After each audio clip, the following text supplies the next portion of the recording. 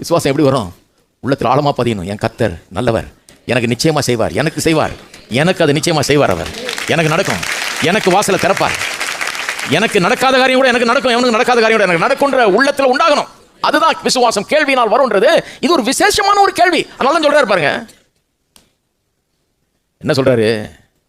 எங்கள் மூலமாய் கேள்விப்பட்டது விசுவாசித்தவன் யார் என்று ஏசாயா சொல்றானா? எவ்வளவு பேருக்கு சொன்னா யார் விசுவாசிக்கிறா?